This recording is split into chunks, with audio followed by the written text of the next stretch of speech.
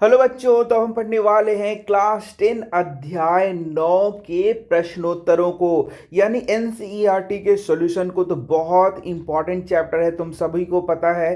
तो यहाँ पर हम लोग पढ़ने वाले हैं अब जो इन टेक्स्ट क्वेश्चन है, बीच बीच में जो प्रश्न पूछे गए हैं उनको पढ़ने वाले हैं। तो देख सकते हो पृष्ठ संख्या 157 का सबसे पहला प्रश्न बोल रहा है, यदि एक लक्षण ए अलैंगिक प्रजनन वाली समष्टि के 10% सदस्यों में पाया जाता है तथा लक्षण बी है उसी समष्टि में 60% जीवों में पाया जाता है, तो कौन सा लक्षण पहले उत्पन्न हुआ होगा। बच्चों, इसमें बहुत सारी चीज सीखने वाली हैं। सबसे पहले तो तुम पाठ को अच्छे तरीके से पढ़ लो, तभी तुम इन प्रश्नों के उत्तर दे पाओगे। तो यहाँ बात कर रहा है लक्षण ए, यहां बोल रहा है लक्षण ए और ये बोल रहा है लक्षण बी, यानी कोई लक्षण की बात कर रहा है और किसी समष्टि की बात कर रहा है। तो समष्टि का मतलब समझो, हम लोग बच्चों एक एक जो व्यक्ति हैं उसको कहते हैं व्यष्टि, और जो हम लोगों का जनसंख्या हो गया उसको बोलेंगे समष्टि। मान लो हम लोगों का जो मान लो मनुष्य है, तो उसका जो एक जनसंख्या है, बहुत सारे मनुष्य जब मिलेंगे तो उसको बोलेंगे समष्टि। या इस तरीके से भी समझ सकते हो कि किसी एक खास स्थान में एक ही प्रकार के बहुत सारे जो जीव हैं तो सबको मिला करके बोलेंगे समष्टि, और एक एक को बोलेंगे व्यष्टि। जैसे नॉर्मली हम लोग बोलते हैं एक एक हम लोग क्या है, व्यक्ति हैं, और पूरा सब लोग मिला के क्या हो जाता है, समाज हो जाता है, या फिर हम लोग बोलेंगे कि हम लोग का जनसंख्या हो जाता है। तो बोलेगा वैसे ही यहाँ पर कोई एक प्रकार का, मान लो कि 1000 जीव है, इस प्रकार से कितना जीव है बच्चों, 1000 जीव है, और उसमें दो प्रकार के लक्षण बोल रहा है, लक्षण ए और लक्षण बी। तो 1000 में से बोलता है कि जो 10% सदस्यों में ए लक्षण पाया जा रहा है, यानी कि 1000 है तो 90 लोगों में लक्षण ए पाया जा रहा है, और 60% में, यानी कि सॉरी ये हो गया 10% यानी 100 हो गया, 100 लोगों में लक्षण ए पाया जा रहा है, और जबकि 600 लोगों में लक्षण बी पाया जा रहा है, ऐसे बोल रहा है। नहीं समझे, फिर से समझ लो कि एक लोगों का समूह है या किसी जीव का समूह है, उसमें 1000 टोटल जीव हैं, तो उसमें बोलता है कि 100 जो जीव हैं उसमें लक्षण ए पाया जाता है, यानी 10%। 100 जीव कितना हो गया, 10% में ए लक्षण पाया जा रहा है, और 60% यानी कि मान लो कि जनसंख्या उन लोग का 1000 है तो 600 लोगों में लक्षण बी पाया जा रहा है।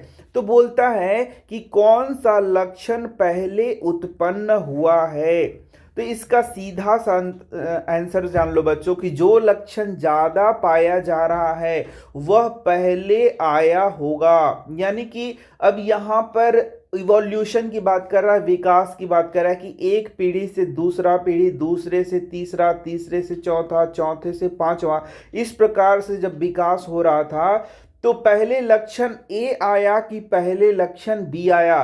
तो हम बोलेंगे कि जो लक्षण ज्यादा पाया जा रहा है, ज्यादा जो लक्षण पाया जा रहा है वह पहले आया होगा, और जो लक्षण कम पाया जा रहा है वह कब आया होगा, बाद में आया होगा। इस प्रकार से इसका उत्तर हम लोग कर सकते हैं।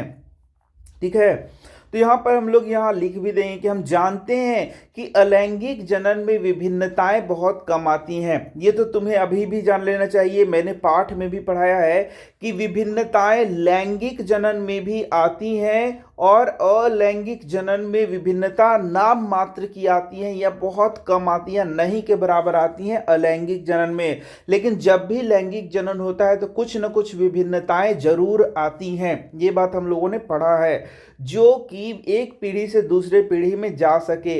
यानी मान लो कि यहाँ लैंगिक जनन हो रहा है तो इस प्रकार से जो नया पीढ़ी आ रहा है उससे नया पीढ़ी, उससे नया पीढ़ी, उससे नया पीढ़ी, उसमें ये विभिन्नताएं जाती हैं। लेकिन अलैंगिक जनन में एक तो विभिन्नता नहीं के बराबर आती है, और ये बहुत कम एक एक पीढ़ी से दूसरे पीढ़ी में जाती है। तो प्रश्न में यहां देख सकते हो अलैंगिक जनन की बात की जा रही है, ये बात ध्यान देना है। तो यहां प्रश्न में हम देख सकते हैं कि वह लक्षण जो समष्टि में उस जनसंख्या में सबसे ज्यादा पाया जा रहा है वह पहले से ही मौजूद होगा। जबकि वैसा लक्षण जो कि समष्टि में बहुत कम सदस्यों में है, उसका उद्भव क्या हुआ होगा, बाद में हुआ होगा। यही बात तुम्हें भी लिख देना है। तो इसका मतलब क्या हुआ, जो लक्षण बी था जो कि 60% सदस्य में पाया जा रहा है, वह क्या होगा, पहले उत्पन्न हुआ होगा। और लक्षण ए जो है, जो कि मात्र 10% लोगों में पाया जा रहा है, वह लक्षण क्या हुआ होगा, बाद में उत्पन्न हुआ होगा। तो चलो अपने दूसरे प्रश्न की ओर बोलते हैं। विभिन्नताओं की उत्पन्न होने से किसी स्पीसीज का अस्तित्व किस प्रकार बढ़ जाता है। ध्यान से देखना क्या होता है। तो बच्चों तुम जानते हो कि जब भी सेक्सुअल रिप्रोडक्शन होता है, तो जब नए बच्चे पैदा होते हैं तो उसमें क्या आता है, विभिन्नता आता है। और ये विभिन्नता यदि आएगा तो ये विभिन्नता उस जीव में अनुकूलन प्रदान करेगा। ठीक है, अनुकूलन प्रदान करेगा, मतलब उसके आसपास का वातावरण यदि बदल रहा है, वातावरण यदि बदल रहा है, तो उस वातावरण में जीने लायक उसको गुण प्रदान करेगा, जिसके कारण वह जो गुण है फिर नए संतति में जाता रहेगा, संतति में वह गुण जाता रहेगा। और इस प्रकार से ये जो विभिन्नता है, उस विभिन्नता के कारण वह जो जाति है या जो वह स्पीसीज है, वह मरता नहीं है, यानी कि बोलेंगे वह विलुप्त नहीं होगा। अब तुम बोलोगे मुझे तो कुछ समझ में नहीं आया, तो अब इसको मैं अपने तरीके से एक उदाहरण से बार बार तुम्हें समझाता हूं। जैसे कि मान लो किसी का बिजनेस है, मान लो पहले के ज़माने में कैसेट चलता था। क्या चलता था, कैसेट। तो कैसेट के बाद आ गया तुम्हारा सीडी, सीडी के बाद आ गया मान लो कि पेन ड्राइव। तो वह जो व्यक्ति था वो पहले कैसेट बेचता था, उसके बाद जैसे जमाना बदला उसने सीडी का बिजनेस शुरू कर दिया, फिर जमाना बदला पेन ड्राइव, तो वह पेन ड्राइव बेचना शुरू कर दिया। तो इस प्रकार से उसका जो दुकान है, उस दुकान में क्या आते गया, उसमें विभिन्नता उसने लाया, विभिन्नता को उसने क्या किया, लाया। और उसने अपने बदलते हुए समाज में, जैसे समाज में बदलाव हुआ कि पहले कैसेट लोग सुनते थे, फिर सीडी सुनते थे, फिर पेन ड्राइव का यूज करने लगे, तो उसने दुकान में भी वही चीज़ बेचना शुरू किया। जब कैसेट बिकता था तो उसने कैसेट बेचना शुरू किया, और जब कैसेट बिकना बंद हो गया, मतलब कैसेट का प्रचलन बंद हो गया, तो सीडी बिकने लगा, तो उस व्यक्ति ने दुकान में सीडी बेचना शुरू कर दिया। अब जब इसका भी प्रचलन बंद हो गया, पेन ड्राइव बिकने लगा, तो उस दुकानदार ने पेन ड्राइव बेचना शुरू कर दिया। तो उस प्रकार से वह दुकानदार क्या था, इस बदलते हुए पर्यावरण में, पर्यावरण क्या हो गया, बदलता हुआ जो बाजार था उसी को हम लोग यहाँ पर्यावरण कह सकते हैं। तो बदलते हुए बाजार की स्थिति में भी वह दुकानदार क्या है, वहाँ पर जीवित है, वह दुकान क्या है, वहाँ पर चल रहा है। लेकिन यदि इसमें क्यों चल रहा है, क्योंकि उसमें बदलाव लाया गया, विभिन्नता, बदलाव लाया गया, उस दुकान में उसने बदलाव लाते रहा। जैसे जैसे बाजार बदल रहा था उसने अपने दुकान में बदलाव लाया। जब सीडी बिक रहा था तो उसने सीडी बेचना शुरू किया, जब कैसेट चल रहा था तो उसने कैसेट बेचना शुरू किया, जब सीडी चल रहा था तो उसने सीडी बेचा, जब पेन ड्राइव चल रहा था तो उसने पेन ड्राइव बेचा। इस प्रकार से उसका उत्तरजीविता क्या है, उत्तरजीविता बना रहा। इसका मतलब उसका दुकान बंद नहीं हुआ। ठीक, ये कैसे संभव हुआ, क्योंकि उसने विभिन्नता को लाया, उसने बदलाव को लाया। इसका मतलब है कि यदि पर्यावरण बदल रहा है, अगल बगल चीजें बदल रही है, और कोई व्यक्ति बदल नहीं रहा है, तो वहां से क्या हो जाएगा, विलुप्त हो जाएगा। अब समझो जरा सा, मान लो कि वह जो व्यक्ति था वह बोलता कि नहीं मैं सिर्फ और सिर्फ कैसेट ही बेचूंगा, तो क्या आज के ज़माने में कैसेट चलता है, नहीं। और इस प्रकार से उसका दुकान क्या हो जाता, आज विलुप्त हो जाता, गायब हो जाता। अब तुम्हें समझ में आ रहा है कि बदलाव कितना जरूरी होता है बच्चों, विभिन्नता, बदलाव बहुत जरूरी होता है। तो ठीक इसी प्रकार से यदि हमारे शरीर में या किसी भी स्पीसीज के शरीर में, उसके जीव के शरीर में विभिन्नता आती है तो वह उसको अनुकूलन प्रदान करता है, जो उसको अपने बदलते वातावरण में जीने के लिए योग्यता प्रदान करता है। यानी कि वातावरण बदल रहा है तो उसके शरीर में भी ऐसे बदलाव आएंगे जो उस वातावरण में उसको जीने लायक बनाएंगे। और यदि ऐसा होता है तो यही गुण उसके संतति में जाएगा, फिर आगे की पीढ़ी में जाते जाएगा और वह जाति विलुप्त नहीं होगा और वह जाति क्या होगा, जीवित रहेगा। तो ये कैसे संभव हो रहा है, विभिन्नताओं के कारण संभव हो रहा है।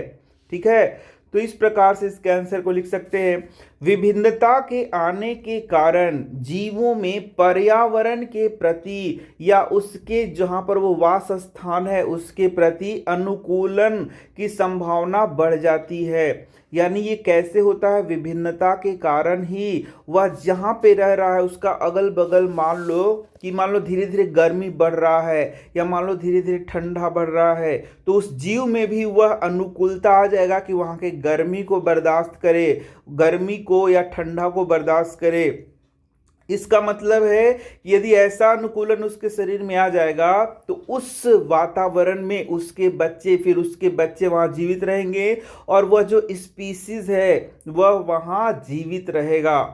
मान लो कि किसी स्थान का अभी टेम्परेचर, मैक्सिमम टेम्परेचर मान लो 49 डिग्री सेल्सियस जाता है और धीरे धीरे लाखों साल बाद मान लो यहाँ पर टेम्परेचर रहने लगा 60 डिग्री सेल्सियस, तो यहाँ पर वही जीव जीवित रह पाएगा जो कि इतना टेम्परेचर को झेल सकेगा। लेकिन जो जीव बोलेगा कि नहीं मैं तो एकदम फिक्स कर लिया हूँ कि बस 49 से ऊपर जाएगा तो मैं मर जाऊंगा, तो वो विलुप्त हो जाएंगे।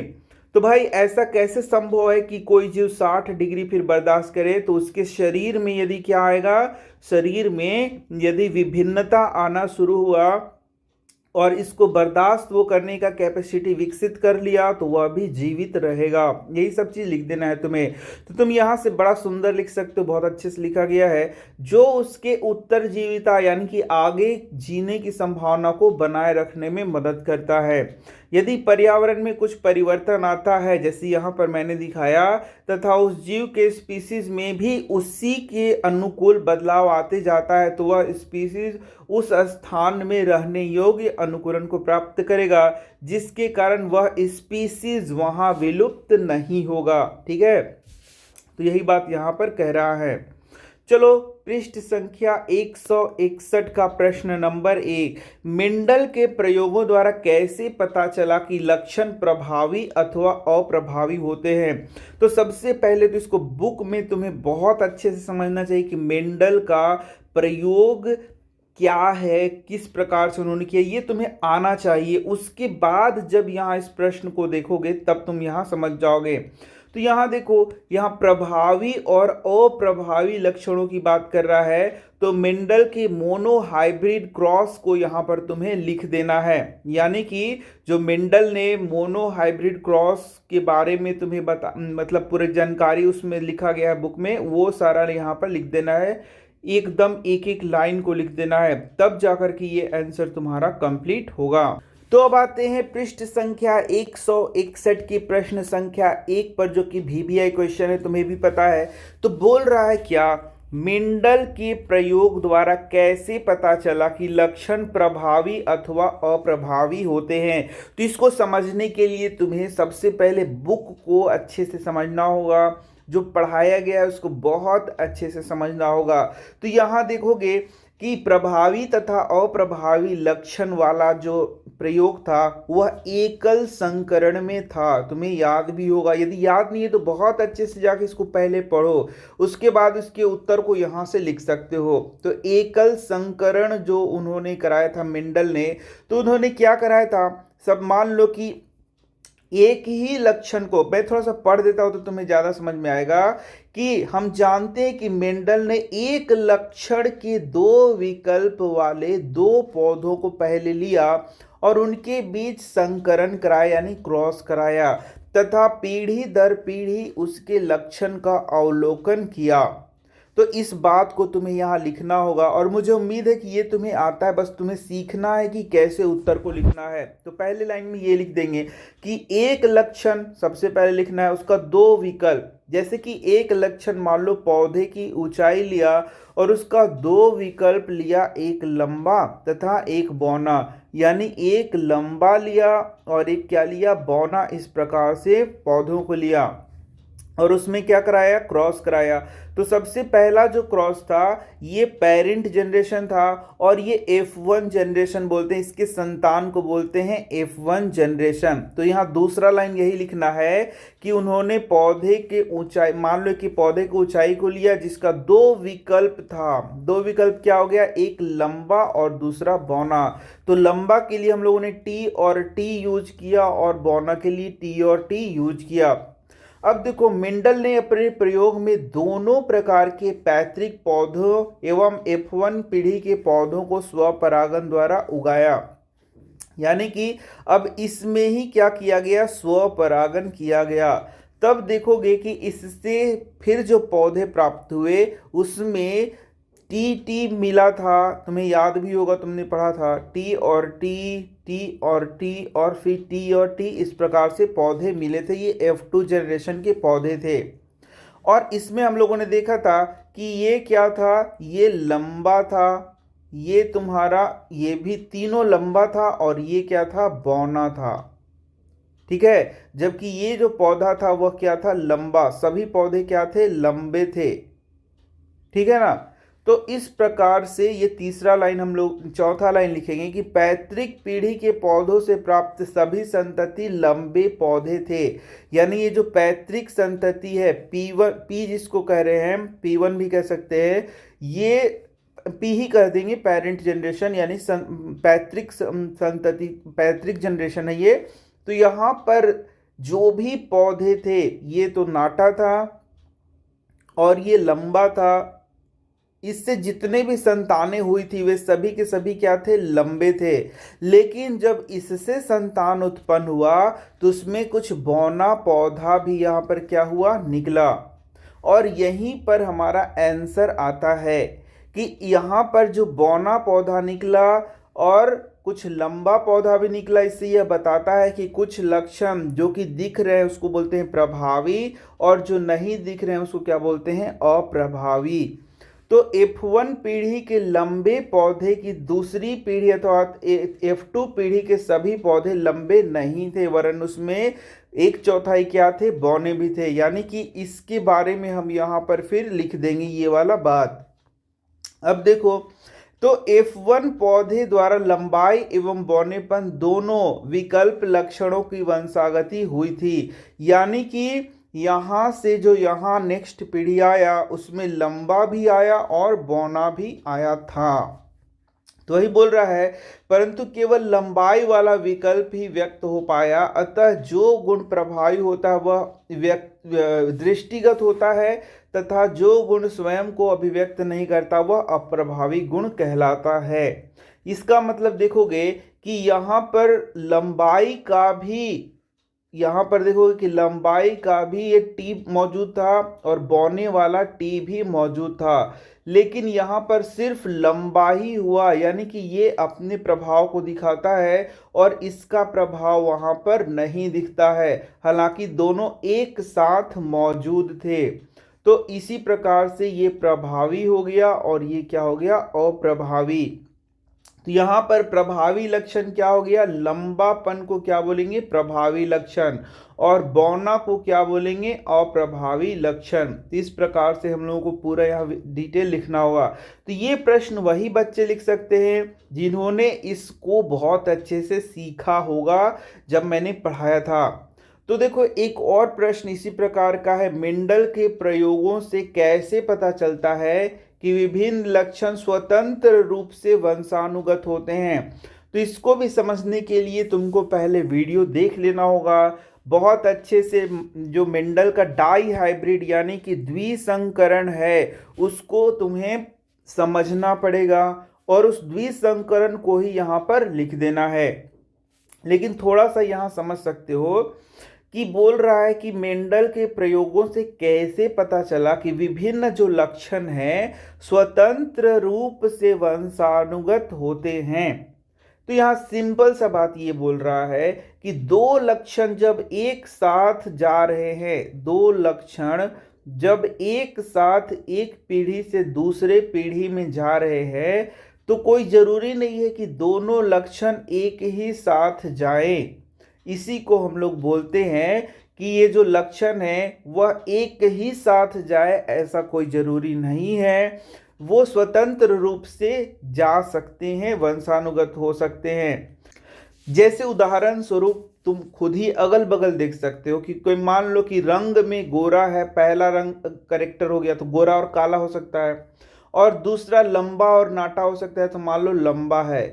तो क्या कोई जरूरी है कि जो भी व्यक्ति गोरा होगा वही लंबा होगा? नहीं, ऐसा नहीं है। जो गोरा है वह बौना भी हो सकता है, और जो लंबा है वह काला भी हो सकता है। इसका मतलब ये दोनों हमेशा पेयर में चलेगा, यानी ये दोनों जो दो लक्षण हैं वह एक दूसरे पर आश्रित हैं। ऐसा क्या होता है? तो नहीं होता है। ऐसा कोई जरूरी नहीं है कि गोरा होगा तभी लंबा होगा, लंबा होगा तभी गोरा होगा, ऐसा कोई जरूरी नहीं है। गोरा जो है वह बौना भी हो सकता है, और लंबा जो है वह काला भी हो सकता है। इस प्रकार से जो विभिन्न लक्षण हैं वो स्वतंत्र रूप से आगे जाते हैं। स्वतंत्र रूप से मतलब समझ रहे हो कि दोनों एक साथ रहें, ऐसा कोई जरूरी नहीं है। जैसे कि गोरा और लंबा, इसका बच्चा भी क्या रहेगा? गोरा और लंबा। इसका बच्चा भी क्या रहेगा? गोरा और लंबा। मतलब जब भी गोरा होगा तो लंबा ही होगा, ऐसा कोई जरूरी है? नहीं, ऐसा कोई जरूरी नहीं है। जो गोरा है वह काला भी हो सकता है। तो इस प्रकार से गोरा वाला जो लक्षण है वो लंबा वाले लक्षण से एकदम स्वतंत्र है। ये दोनों एक दूसरे से ज्वाइंटेड नहीं है, इसी को यहाँ पर समझाया गया है। तो यहाँ पर इस जो डाई हाइब्रिड क्रॉस मैंने बताया था उसको पूरा लिख देना है।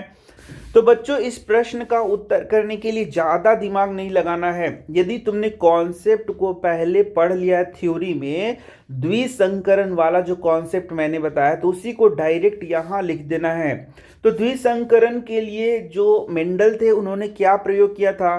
तो उन्होंने दो गुण लिया था। पहला, जिसे मान लो उन्होंने क्या लिया था? बीज का रंग लिया था, और बीज का क्या लिया था? ये गुण मैं लिख देता हूं। तो दो गुणों को लेकर के उन्होंने क्रॉस कराया था। तो बीज का रंग पहले लिया था और बीज का आकार, ये दो गुण उन्होंने लिए थे। तो रंग कौन कौन से हो गए?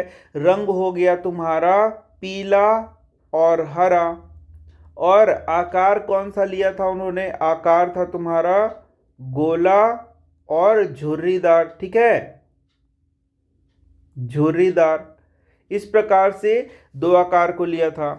तो उन्होंने इन्हीं को लेकर के क्या कराया था? क्रॉस कराया था, और उसके बाद जो आने वाली पीढ़ी थी उसमें चीजों को देखा था।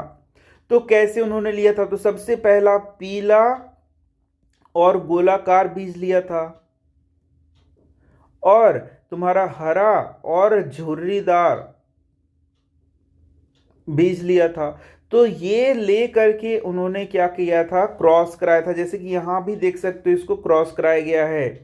तो उन्होंने एक पीढ़ी F1 देखा, और F1 के बाद जब F2 को देखा तो उन्होंने क्या देखा कि ये जो दो गुण हैं, यानी जो पीला बीज है, पीला बीज उन्होंने लिया था जो कि गोला था, गोला था।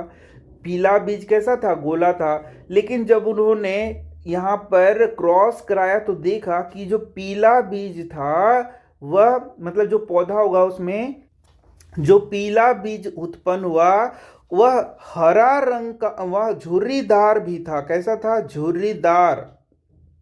ऐसा उन्होंने पाया कि कुछ ऐसे पौधे उगे जिसमें पीला बीज तो था, लेकिन वह गोला ना होकर के क्या था, झुर्रीदार था। तो उन्होंने इससे निष्कर्ष निकाला कि ओ, यानी कोई जरूरी नहीं है कि जो पीला होगा वही गोल होगा, जो पीला होगा वह झुर्रीदार भी हो सकता है। इसका मतलब ये जो पीला वाला गुण है वह गोला से कोई संबंध नहीं, वह स्वतंत्र रूप से एक जनरेशन से दूसरे जनरेशन में जाता है। जैसे फिर से देखो, उन्होंने हरा और झुर्रीदार एक पौधा लिया था जिसमें हरा रंग का बीज होता था और झुर्रीदार बीज होता था, ठीक है। तो उसी का क्रॉस उन्होंने कराया तो F1 प्राप्त हुआ, उसके बाद F2 प्राप्त हुआ। तो F2 में देखा उन्होंने कि जो हरा रंग का था वह गोल भी उन्होंने देखा कि गोला गोला भी हो रहा है, यानी कि जो हरा रंग का बीज वाला पौधा था वो गोला भी हो रहा है। इस प्रकार से उन्होंने सोचा कि ओ, इसका मतलब यह जरूरी नहीं है कि जो हरा होगा वह झुर्रीदार बीज ही होगा, हरा वाला गोला भी हो सकता है। यानी हरा का इससे कोई लेना देना नहीं है, ये स्वतंत्र है, ये भी स्वतंत्र है, क्योंकि जो झुर्रीदार था, जो झुर्रीदार था दार था वह कैसा था, वह पीला के साथ भी चला जाता था, ठीक है। इस प्रकार से झुर्रीदार का पीला भी हो सकता था और झुर्रीदार कैसा हो सकता था, हरा भी हो सकता था, दोनों हो सकता था। इसका मतलब यह जो एक गुण है दूसरे से क्या है, स्वतंत्र है। यही बात उन्होंने बताया था। तो यही बोला था कि जो पहला लक्षण है वह स्वतंत्र रूप से जा रहा है, उसको दूसरे लक्षण से कोई लेना देना नहीं है। तो इसके लिए तुम्हें ये पूरा मैं यहाँ पर ये लिखा हुआ है, इसका स्क्रीनशॉट लेना और जो मैंने समझाया है वही तुम लिख देना, ये यहाँ तक लिख देना। चलो इसका भी स्क्रीनशॉट ले लो और यहाँ लिख देना। और ये तो तुम्हें पता ही है, ये पूरा लिखना होगा तुम्हें, ठीक है। ये जो बातें मैंने बताई है ये नहीं लिखना, ये तो मैंने तुम्हें समझाया है। ये देखो स्क्रीनशॉट लेके ये भी लिख सकते हो। और तुम जान लो कि यहाँ जो डाई हाइब्रिड क्रॉस मैंने पढ़ाया है वो पूरा तुम यहाँ देखो, इसको भी पूरा लिखना होगा, ये भी पूरा लिखना होगा और इसको तुम्हें बना देना होगा। तो इस प्रकार यहाँ तो क्लियर देख सकते हो। क्या देख सकते हो बच्चों, देखो जो झुर्रीदार है वो हरा भी है और झुर्रीदार है वह पीला भी है। इसका मतलब जो झुर्रीदार है वह हरा ही होगा ऐसा जरूरी नहीं, वह पीला भी हो सकता है। इसका मतलब एक जो गुण है वह दूसरे से कोई लेना देना उसको नहीं, दोनों स्वतंत्र रूप से आगे पीढ़ी में जा रहे हैं, एक पीढ़ी से दूसरी पीढ़ी में स्वतंत्र रूप से वंशानुगत हो रहे हैं। यही बात यहाँ पर बताया गया है।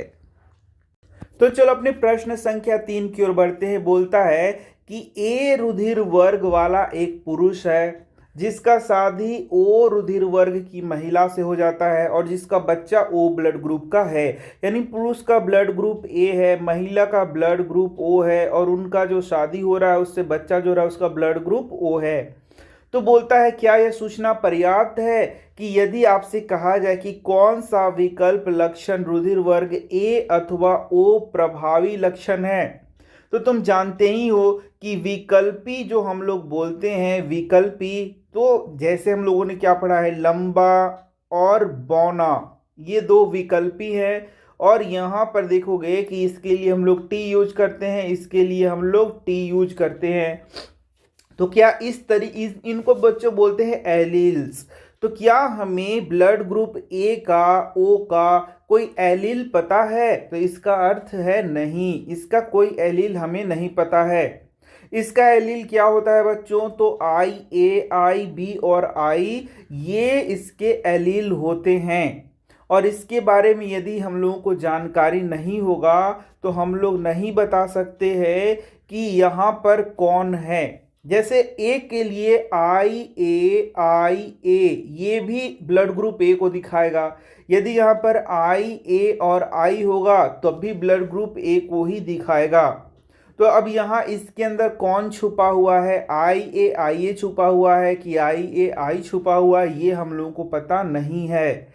इस कारण से यह जो हम लोगों को बताया गया है यहाँ पे इंफॉर्मेशन, वो इंफॉर्मेशन यहाँ पर अधूरा है। यदि हमें ये पूरा इंफॉर्मेशन दिया जाएगा कि जो ए ब्लड ग्रुप है वह कौन है, ये वाला है कि ये वाला है, तब जा कर के हम लोग बता सकते हैं कि जो ए अथवा ओ प्रभावी लक्षण वाला है या नहीं है। ऐसे हम लोग नहीं बता सकते हैं। तो देख सकते हो लिखना क्या है तुम्हें, नहीं भाई नहीं बता सकते। यह सूचना जो कि यहाँ पर दिया हुआ है यह पर्याप्त नहीं है यह बताने के लिए कि कौन सा विकल्प लक्षण रुधिर वर्ग ए अथवा ओ प्रभावी लक्षण है। यहाँ पर विभिन्न ब्लड ग्रुप के लिए अलग अलग विकल्पी होते हैं, जैसे कि आई ए, आई बी और आई, यही विकल्पी को एलील्स हम लोग कहते हैं, जिनके बारे में यहाँ पर कोई वर्णन नहीं किया गया है।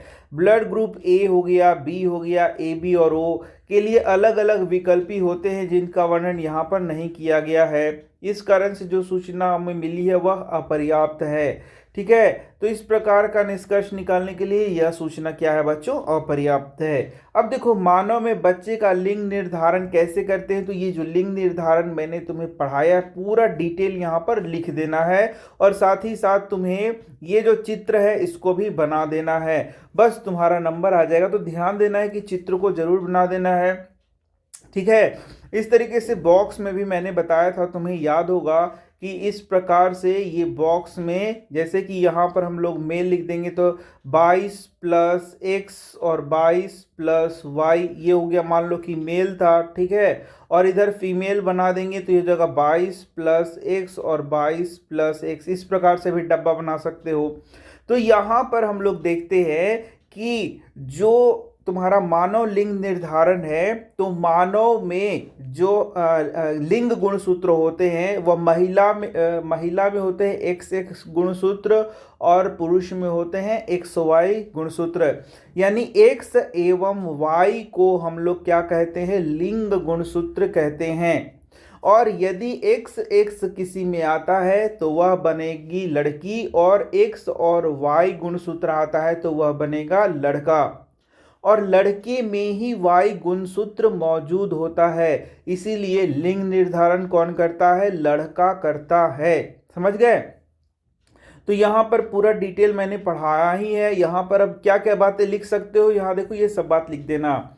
मादा जनक में मतलब मादा में एक जोड़ी XX लिंग गुणसूत्र होता है, और नर में क्या होता है, XY लिंग गुणसूत्र मौजूद होता है। अतः सभी बच्चे, चाहे वह लड़का हो अथवा लड़की, अपनी माता से केवल X गुणसूत्र ही प्राप्त करेगा। जैसा कि तुम देख सकते हो जब गैमीट बन रहा है तो देखोगे कि माता में सिर्फ X ही मिलता है और पिता में Y तुमको देखने को मिलेगा।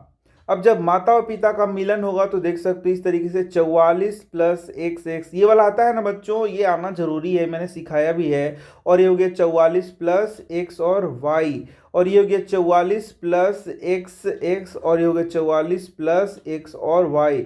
यानी कि 50-50 चांस है तुम्हारा कि लड़का होगा कि लड़की होगी। समझ गए, क्योंकि ये किस पे निर्भर करेगा, नर पे निर्भर करेगा। यानी नर ही जो है वह डिसाइड करेगा कि लड़का होगा या लड़की। तो यहाँ देख सकते हो, आगे लिख सकते थे लड़का होगा या लड़की, इसमें माता की कोई भूमिका नहीं है, क्योंकि वे माता में समान गुणसूत्र X को प्राप्त करते हैं।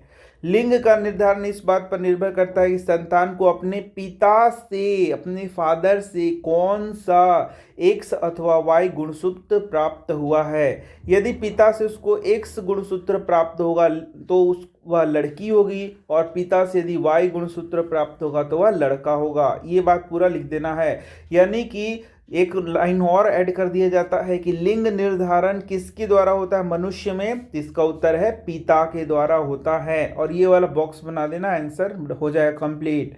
अब देखो पृष्ठ संख्या 164, वे कौन से विभिन्न तरीके हैं जिनके द्वारा एक विशेष लक्षण वाला व्यष्टि जीवों की संख्या समष्टि में बढ़ सकता है। तो अब समष्टि, व्यष्टि और समष्टि मैंने बता ही दिया है तुम्हें। व्यष्टि मतलब मान लो कि हम लोगों की यदि बात करें तो यदि मैं एक व्यक्ति हूँ, मैं एक सिंगल व्यक्ति हूँ, सिंगल, तो उसे मुझे क्या कहा जाएगा, व्यष्टि। और मेरे जैसे बहुत सारे लोग हैं, यानी कि बहुत सारे लोगों का जनसंख्या है, बहुत सारे लोगों का समूह है, बहुत सारे लोगों का समूह है, तो वह हो जाएगा समष्टि। यानी मैं हो गया व्यष्टि और मेरे अगल बगल जितने भी मनुष्य हैं सब मिलाकर के बना देंगे समष्टि। तो बोलता है वे कौन से विभिन्न तरीके हैं जिसके द्वारा एक विशेष लक्षण वाला एक व्यक्ति है, एक जीव है, वह उसकी संख्या समष्टि में बहुत बढ़ सकती है, यानी कि उसका जो बहुत सारा जनसंख्या है उसमें उसका संख्या और बढ़ सकता है। तो वे तरीके द्वारा जिसके द्वारा एक विशेष लक्षण वाले, अब विशेष लक्षण माने उसमें कोई खास लक्षण है, जीव समष्टि में बढ़ सकते हैं, वह निम्नलिखित है। पहला है प्राकृतिक चयन, इस तरीके में उत्तरजीविता के लाभ की प्राप्ति होती है। और दूसरा है आनुवंशिक विचलन, यह बिना किसी अनुकूलन के भी अनुकूलता उत्पन्न करता है। तो ये बच्चों विकास का क्वेश्चन था, तुमने देखा होगा कि एक खास बीटल वाला तुम यदि उदाहरण देखा होगा तो देखा होगा कि वहां पर हरा हरा सब बीटल था, उसमें एक लाल लाल सब बीटल था, उसमें एक हरा बीटल उत्पन्न हुआ था। यानी पूरा समष्टि किसका था? लाल बीटल का था, और उसमें एक हरा बीटल यानी कि एक व्यक्ति, एक व्यष्टि, एक जीव हरा रंग का हो गया था। और जो कि आगे चल करके वह गुण क्या हो गया? उसका हरा रंग का हो गया, जो कि आगे चल करके यह उसको जीने की क्या देता है? अनुकूलता प्रदान करता है। और धीरे धीरे वहां पर सिर्फ हरे वाले ही दिखने लगे थे, ये तुम्हें याद होगा। इस प्रकार से वहां पर उसका क्या होता है? प्राकृतिक चयन होता है, और इस तरीके से उत्तरजीविता के लाभ के लिए वह क्या होता है? प्रकृति उसको आगे की ओर ले जाता है कि यार ये हरा वाला जो है वह बेस्ट है इस इन्वायरमेंट में जीने के लिए, और वो वहां पर जीता है। तो ये पहला लिख दोगे कि वह प्राकृतिक चयन तरीका से आगे की ओर जाता है, मतलब उसी प्रकार की और जीव आगे की ओर आ जाते हैं। और दूसरा हम लोगों ने देखा था कि वहाँ नीला रंग का भी एक पैदा हो जाता है, जो कि कोई खास उसको फायदा नहीं देता था, लेकिन फिर भी अचानक क्या हो गया कि लाल वाला सब वहां पर जल करके मर गया था, तो सिर्फ नीला वाला बच गया था। इसका मतलब वह किसी बिना अनुकूलन के ही, कोई उसमें खास अनुकूलन नहीं था, फिर भी आगे बस नीला ही वाला वहां पर जीव देखने को मिल रहा था। इस तरीके से इस प्रश्न का उत्तर कर सकते हैं कि वो विभिन्न तरीके कौन कौन से हैं। तो वो विभिन्न तरीके हैं प्राकृतिक चयन और आनुवांशिक विचलन, जिसके द्वारा एक विशेष लक्षण वाला जो जीव था वह पूरे व्यष्टि में, पूरे समूह में वही और वही व्याप्त हो गया, वही खाली देखने को मिल रहा था। अब चलो नया क्वेश्चन है, क्वेश्चन नंबर 2 बोल रहा है एक एकल जीव द्वारा उपार्जित लक्षण सामान्यतः अगली पीढ़ी में वंशानुगत नहीं होते, क्यों? तो एकल जीव द्वारा उपार्जित जो लक्षण है, तो उपार्जित लक्षण किसे कहते हैं? तो उपार्जित लक्षण वे होते हैं जो कि हम लाइफ टाइम में अचीव करते हैं, जो कि हमारे शारीरिक स्तर पर होते हैं। किस स्तर पर होते हैं? शारीरिक स्तर पर होते हैं।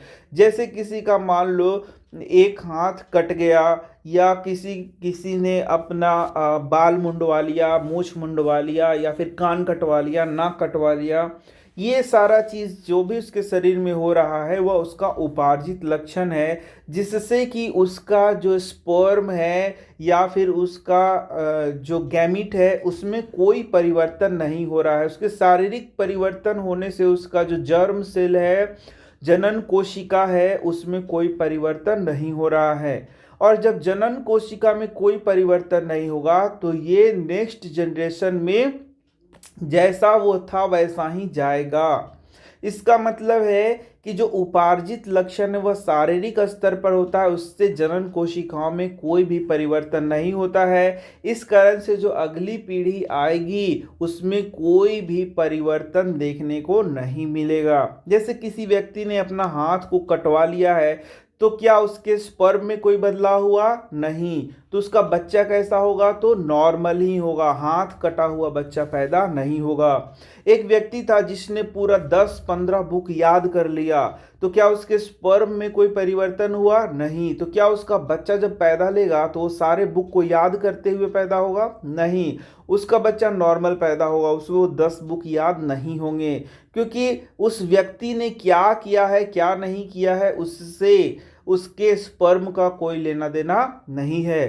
लेकिन यदि कोई परिवर्तन स्पर्म में हो जाता है, उसके जनन कोशिका में हो जाता है, तब फिर नेक्स्ट जनरेशन में वह जाता है। ठीक है, ये बात भी याद रखना है। तो एकल जीव द्वारा उपार्जित लक्षण से उसके जनन कोशिका के जिन पर कोई प्रभाव नहीं पड़ता है, कोई उसमें अंतर नहीं आता है, कोई चेंज नहीं होता है, इसलिए जो अगला पीढ़ी है वह सामान्य नॉर्मल पैदा लेता है। ये बहुत इंपॉर्टेंट क्वेश्चन है। तो अब बढ़ते हैं प्रश्न संख्या 3 की ओर। बोलता है बाघों की संख्या में कमी आनुवंशिकता के दृष्टिकोण से चिंता का विषय क्यों है। देखो, यहाँ पर वर्ड है आनुवंशिकता के दृष्टिकोण से, इसको ध्यान में रखकर इस प्रश्न का उत्तर हमें देना पड़ेगा। एक सीरीज बनाते हैं। चलो देखो, यदि हम देखेंगे कि बाघों की संख्या में यदि क्या होगा, कमी होगा, तो क्या होगा, उसमें सेक्सुअल रिप्रोडक्शन क्या होगा, क्या होगा, कम होगा। और बच्चों तुम जानते हो सेक्सुअल रिप्रोडक्शन मतलब लैंगिक जनन। तो जो लैंगिक जनन है वह जब होता है तो उसी से क्या आती है, विभिन्नता आती है। यानी कि विभिन्नता जो है वह क्या आएगा, कम आने का संभावना होगा। और जब विभिन्नता है वह क्या लाता है, वह एडेप्टेशन ले आता है, यानी कि अनुकूलन लाता है। इसका मतलब अनुकूलन जो है वह क्या होगा, कम आने के चांसेस होंगे, यानी कि अनुकूलन कम आएगा। और यदि अनुकूलन कम होगा तो उनके आगे उत्तरजीविता की जो संभावना है वह भी क्या होगी, कम होगी। यानी भविष्य में वो क्या हो सकते हैं, भविष्य में विलुप्ति है उसके चांसेस क्या है, ज्यादा बनेंगे। तो इस प्रकार एक सीक्वेंस में हम लोगों ने देखा कि बाघों की संख्या कम हो रही है, तो कैसे अनुवांशिक दृष्टिकोण से ये चिंता का विषय है। तो फिर से देख लो, बाघों की संख्या में यदि कमी होगी तो लैंगिक जनन होने की संभावना कम होगी, विभिन्नता कम आएगा, अनुकूलन, विभिन्नता के चलते जो अनुकूलन आता है वह कम आएगा, और वो भविष्य में लुप्त हो सकते हैं। ये समझ गए तुम। तो इस प्रकार से इसको एक हम लोग लय में, मतलब सब पॉइंट्स को ध्यान में रखकर उत्तर करेंगे तो हमारा नंबर जरूर आएगा। तो देखोगे कि बाघों की जनसंख्या में कमी होने के कारण लैंगिक जनन, उसमें जीन प्रवाह बहुत कम हो सकेगा। यानी लैंगिक जनन जो है उसमें जो जीन प्रवाह है वह क्या होगा, कम होगा। मतलब जितने बाघ बचे हुए हैं उन्हीं में लैंगिक जनन होगा, जिस कारण से जो जीन का प्रवाह हो रहा था वह उतने ही बाघों के बीच में होगा। मतलब बाघों की संख्या यदि कम है तो एक बाघ जो बहुत अलग अलग बाघों से रिप्रोडक्शन कर सकता था, अब उतने ही में वह घूमता फिरता रहेगा। इस कारण से विभिन्नताएं क्या आएंगी, बहुत कम आएंगी। जैसे मैंने बता दिया कि रिप्रोडक्शन कम होगा तो विभिन्नता क्या आएगी, कम।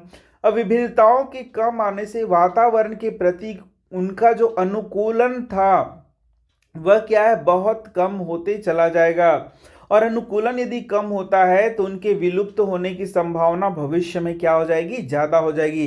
तो ये सारे पॉइंट्स तुमको लिख देना है इस प्रश्न के लिए। अब देखो पृष्ठ संख्या 166, पहला क्वेश्चन बोलता है वे कौन से कारक हैं जो नई स्पीसीज के उद्भव के सहायक होते हैं। तो जो नया स्पीसीज है उसके बनने के लिए कई कारक हैं। सबसे पहला तुम्हारा है प्राकृतिक चयन, जो कि हम लोगों ने पढ़ा था। तो यह वह प्रक्रम है जिसमें प्रकृति उन जीवों का चुनाव करती है या बढ़ावा देती है जो बेहतर अनुकूलन, मतलब जिनका जो शरीर है बेहतर अनुकूलन जिनका शरीर में होता है, तो उसको प्रकृति आगे की ओर ले जाती है और वे नए स्पीसीज का निर्माण करते हैं। इसी प्रकार से दूसरा है अनुवांशिक विचलन। ये दुर्घटनावश नए प्रजाति का निर्माण होता है। मतलब पहले जो जनसंख्या था कोई और जीव का था, और जो अब नया है जनसंख्या उसमें नए जीव हैं। मतलब पहले जीवों का जो समूह था वह पुराने जीवों का था, अब नए जीवों का यह समूह है। तो ये कैसे हुआ है, एक्सीडेंटल हुआ है, यानी कि ये किसी एक्सीडेंट के कारण होता है।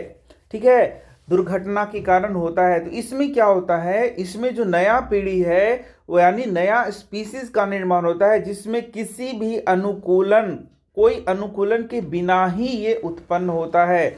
ना कोई अनुकूलन होगा, ना कोई विभिन्नता होगा, ये डायरेक्ट पुराना से नया बनेगा, जिसमें क्या होता है, कोई एक्सीडेंट यानी कि दुर्घटना के कारण ये उत्पत्ति ऐसा होता है।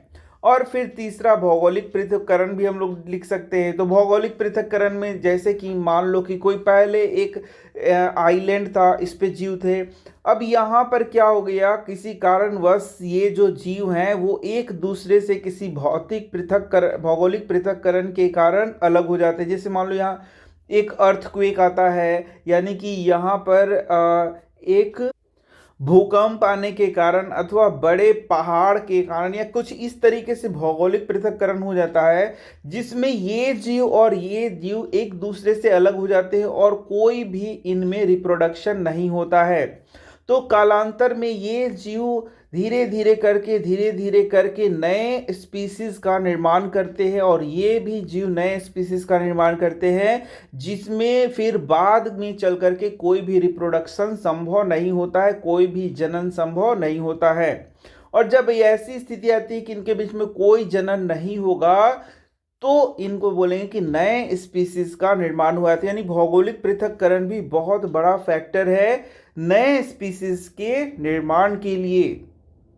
तो यहाँ पर हम लोगों को दो बात समझना होगा। सबसे पहला बात है भौगोलिक पृथक्करण से क्या नए जाति उत्पन्न होता है, और दूसरा स्वपरागण से क्या नए स्पीसीज का निर्माण होता है। तो भौगोलिक पृथक्करण का मतलब क्या हो गया कि पहले कोई यहाँ पर एक जाति के सदस्य रहते थे और मान लो किसी कारणवश यहाँ मान लो कि अर्थक्वेक आ जाता है या फिर यहाँ पर कोई बाढ़ आ जाता है, जिस कारण से ये जो जाति है उसके जो जीव हैं वो इधर और इधर दो भागों में बट जाते हैं। ना इनका कोई इससे लेना देना है और ना कोई इनका इससे लेना देना है, और इस प्रकार से यहाँ पर ये नए स्पीसीज का निर्माण करते हैं धीरे धीरे, और ये नए स्पीसीज का निर्माण करते हैं। ये है भौगोलिक पृथक्करण।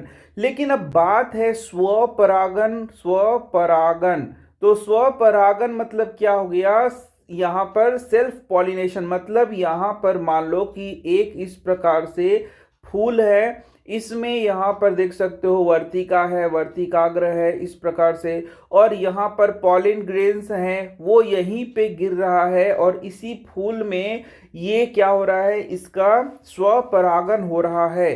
तो इस स्वपरागण के लिए क्या दूसरे पौधे की आवश्यकता है, तो आंसर है नहीं।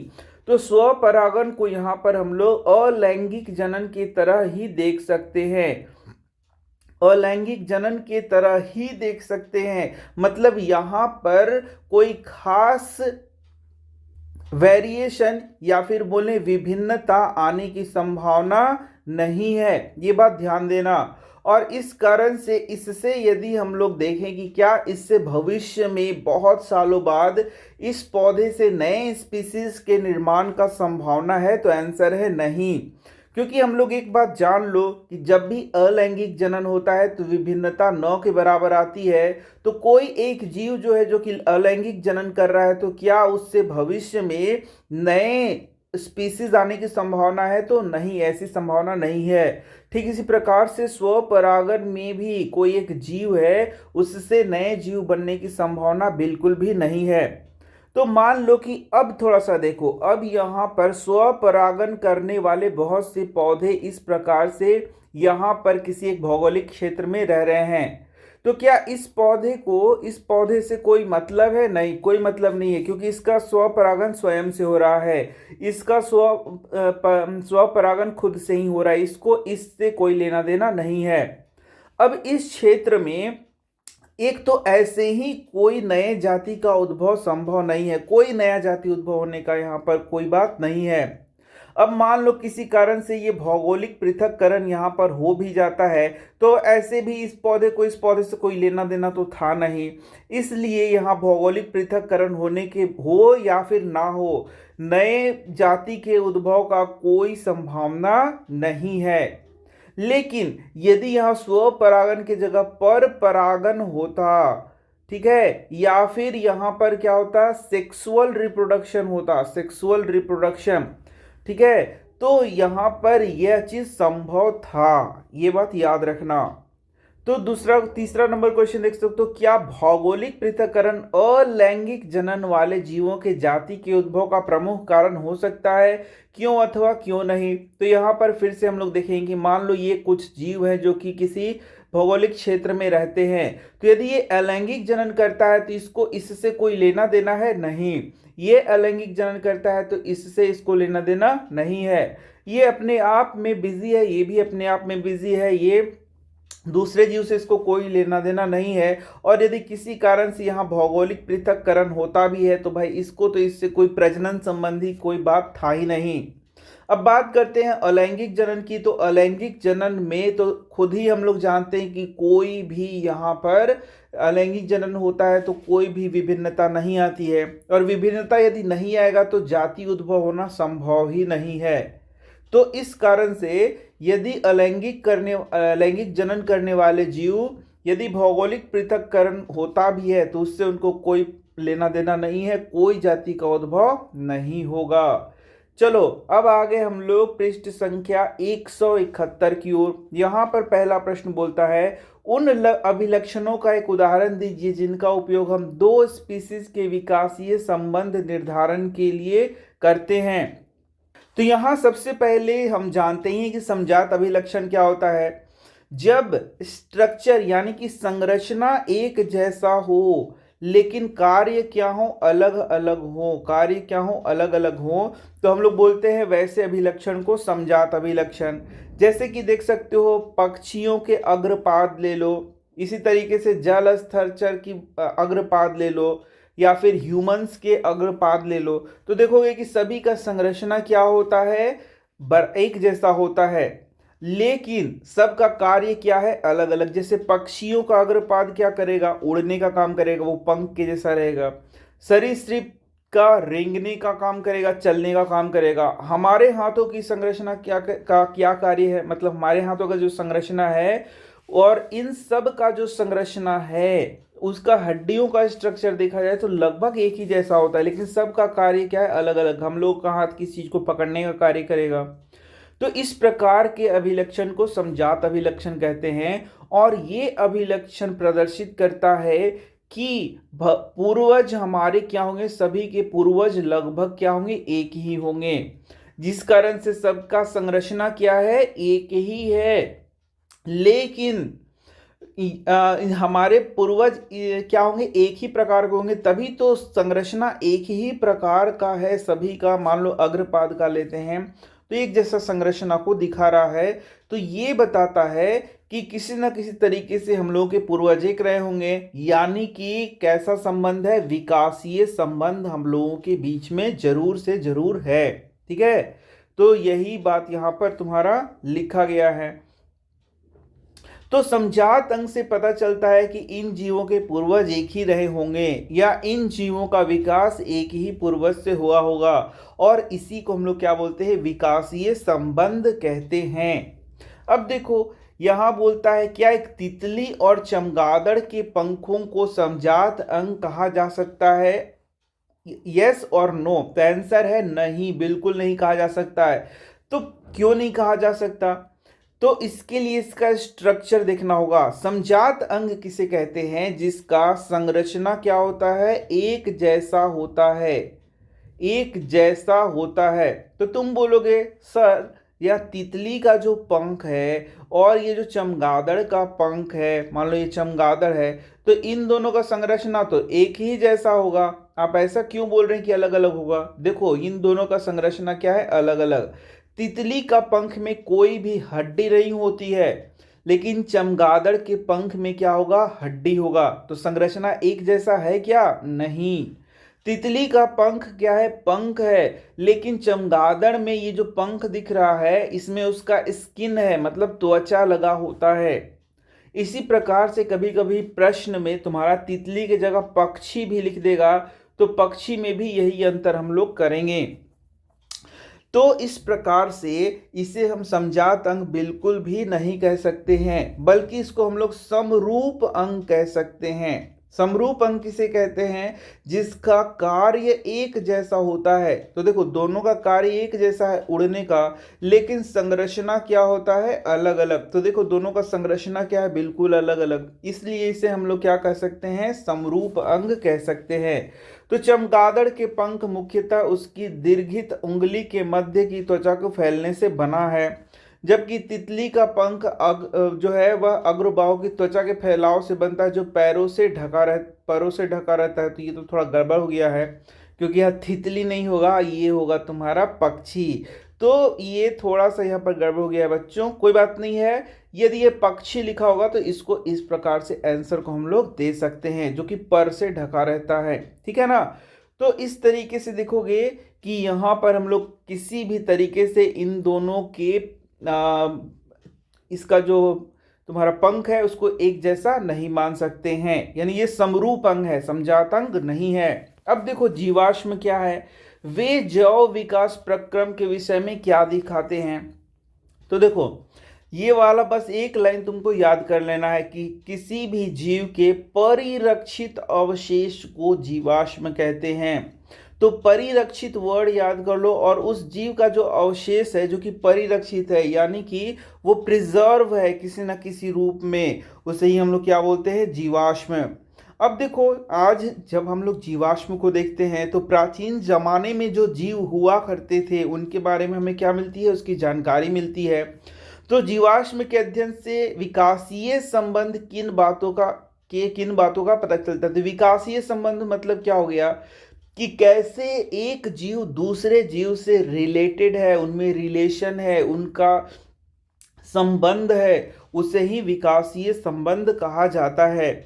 जैसे कि हम और बंदर या फिर चिंपांजी, हम लोग का रूप रंग शकल एक जैसा लगता है, इसका मतलब हो सकता है कि हमारे पूर्वज कहीं ना कहीं एक ही होंगे, और उसी पूर्वज से कुछ बंदर बन गया, कुछ चिंपैंजी बन गया, कुछ मनुष्य बन गया। इस प्रकार से ये विकासीय संबंध को क्या करता है? दिखाता है। तो जीवाश्म के द्वारा क्या क्या पता चलता है? तो जीवाश्म के द्वारा हमें पता चलता है कि प्राचीन समय में पृथ्वी पर कौन कौन से जीव मौजूद होंगे, ये पहला नंबर याद कर लो, एकदम सिंपल। दूसरा, जीवाश्मों की तुलना वर्तमान काल में उपस्थित जीवों से कर सकते हैं, जिससे कि विकासीय संबंध हमें पता चलेगा। इनकी तुलना से अनुमान लगाया जा सकता है कि वर्तमान में उन जीवाश्मों के जीवित स्थिति के काल के संबंध में क्या विशेष परिवर्तन हुए हैं, जो जीवधारियों को जीवित रहने के प्रतिकूल हो गए हैं। मतलब कि उस समय जो जीव होंगे उसके शारीरिक संरचना जीवाश्म से थोड़ा बहुत भी तो पता चलेगा। तो आज उसके शारीरिक संरचना में क्या परिवर्तन ऐसा हुआ है जो कि उसको जीने लायक यहाँ पर बना रहा है। तो ये सारी चीजें हम लोग देख सकते हैं और विकासीय संबंध को ज्ञात कर सकते हैं। अब आ गया पृष्ठ संख्या 173। क्या कारण है कि आकृति, आकार, रंग रूप में इतने भिन्न दिखाई पड़ने वाले मानव एक ही स्पीसीज के सदस्य हैं? तो इसके लिए सबसे पहले तो तुम्हें एक स्पीसीज क्या होता है ये समझना होगा। तो जीव वैज्ञानिक दृष्टिकोण से ऐसे जीवों के समूह को एक स्पीसीज बुलाया जाता है। देखो किसे स्पीसीज बुलाया जाता है, ध्यान से देखो, जो एक दूसरे के साथ संतान उत्पन्न करने की क्षमता रखते हो, और जो संतान उत्पन्न होता है वह भी आगे संतान जनने की क्षमता रखता हो। मतलब कि यदि मान लो ये ए और बी को हम लोग एक स्पीसीज का मानते हैं, तो ये जब रिप्रोडक्शन करेंगे तो उससे जो संतान बनेगा वह फर्टाइल संतान बनेगा, यानी कि वह भी इन्हीं के जैसे जीव को पैदा कर सकता है। यदि ऐसा होता है तो हम लोग बोलेंगे कि ये और ये एक ही स्पीसीज के होते हैं। जैसे कि मान लो यहाँ पर एक गधा है और यहाँ पर एक घोड़ा है, इन दोनों के बीच में रिप्रोडक्शन होगा तो बच्चा पैदा होता है, लेकिन ये बच्चा फर्टाइल नहीं होता है। इसका मतलब ये बच्चा आगे कोई भी प्रजनन नहीं कर सकता है। तो गधे और घोड़े को हम लोग एक स्पीसीज का नहीं मानते हैं। लेकिन मान लो कि यहाँ पर एक गाय है और एक बैल है, तो इनके बीच में रिप्रोडक्शन होगा तो एक बच्चा पैदा होगा, बछड़ा, और वह बछड़ा भी गाय या बैल को पैदा कर सकता है। तो इन दोनों को एक स्पीसीज हम लोग मान सकते हैं। तो यदि हम लोग मनुष्यों की बात करें तो अभी हमारा जो कॉन्टिनेंट है उसमें, या फिर बोलेंगे कि विश्व में कहीं भी कोई मनुष्य एक दूसरे के साथ यदि रिप्रोडक्शन करता है तो वो भी मनुष्य को पैदा करेगा, और वह मनुष्य है वह भी मनुष्य को ही पैदा करेगा। इस प्रकार से जब तक ऐसा हो रहा है तब तक हम लोग बोलेंगे कि रंग रूप आकार आकृति, बड़ा छोटा काला गोरा, कैसे भी इतने भिन्न दिखने वाले जो मनुष्य हैं, फिर भी वे एक ही प्रजाति के हैं, एक ही स्पीसीज के हैं, क्योंकि वे एक दूसरे से प्रजनन कर सकते हैं और उनसे उत्पन्न संतान भी प्रजनन करने योग्य होता है, वो भी प्रजनन कर सकता है। ठीक है, इसलिए हम उनको एक ही स्पीसीज के सदस्य मानेंगे। अब देखो, विकास के आधार पर क्या आप बता सकते हैं कि जीवाणु, मकड़ी, मछली तथा चिंपैंजी में किसका शारीरिक अभिकल्प यानी शारीरिक डिजाइन जो है उत्तम है?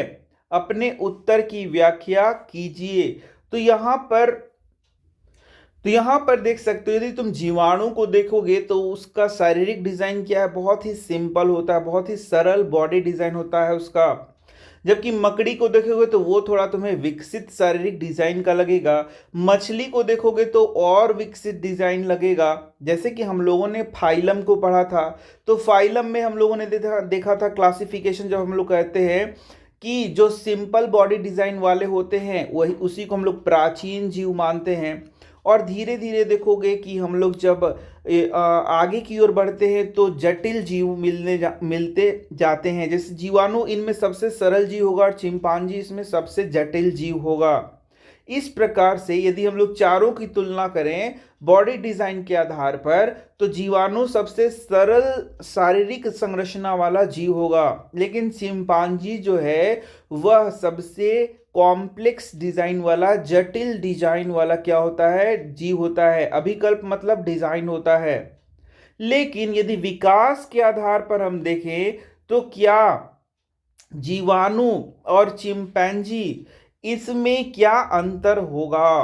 क्या आज जीवाणु मौजूद है? तो हाँ, आज जीवाणु भी मौजूद है। तो क्या आज चिंपैंजी मौजूद है? तो हाँ, चिंपैंजी भी मौजूद है। यानी लाखों करोड़ों साल पहले जीवाणु मौजूद थे और आज भी मौजूद है। इसका मतलब उनका जो शरीर है वह हम लोग किसी भी प्रकार से खराब नहीं मान सकते हैं। उसका जो शरीर है वह बाहरी वातावरण में रहने लायक है, हमारा वातावरण में रहने लायक है। इस कारण से उसका जो शरीर का डिज़ाइन है वह किसी भी प्रकार से हम खराब नहीं कह सकते हैं। ठीक इसी प्रकार से चिंपैंजी के शारीरिक डिज़ाइन को भी हम लोग खराब नहीं कह सकते हैं। इसका मतलब यदि पूछ रहा है किसका शारीरिक डिजाइन उत्तम है, किसका बॉडी डिजाइन सबसे बढ़िया है, तो इसका उत्तर है कि सभी एक समान बॉडी डिजाइन है। कोई उत्तम हम लोग नहीं मान सकते हैं, क्योंकि सब के सब अभी यहाँ पर मौजूद हैं और अपने जीवन को अच्छे तरीके से निर्वाह कर रहे हैं। उनके सभी के शरीर में जहाँ वे रह रहे हैं उस प्रकार का उनके शरीर में क्या है? अनुकूलन है। जैसे जीवाणु का शरीर का अपना अनुकूलन है, तो मछली के शरीर का अपना अनुकूलन है, मकड़ी के शरीर का अपना अनुकूलन है। इस तरीके से चिंपैंजी भी अपने वातावरण में आराम से रह पा रहा है। इसका मतलब सभी का शरीर उसके पर्यावरण में रहने योग्य एकदम बेस्ट है, उत्तम है। हम लोग किसी का ज़्यादा अच्छा और किसी का कम अच्छा नहीं कह सकते हैं। ये सारा चीज़ तुम्हें यहाँ लिखना होगा।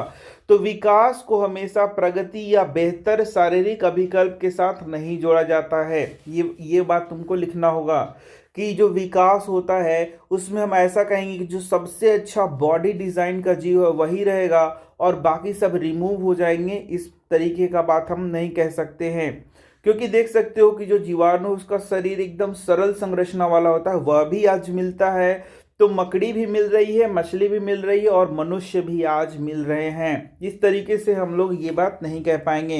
तो हम देख सकते हैं कि जो जीवाणु, मकड़ी, मछली तथा चिंपैंजी का शरीर है वह अपने वातावरण के लिए अनुकूलता रखता है और वहां पर आसानी से जीवन निर्वाह कर सकता है। अतः विकास के आधार पर हम यह नहीं कह सकते हैं कि किसका शरीर का डिजाइन या अभिकल्प अच्छा है या खराब है, क्योंकि सभी का शारीरिक संरचना उससे वातावरण के अनुकूलता पूर्वक रहने के लिए योग्यता प्रदान करता है। तो यही बात यहाँ पर लिखना होगा।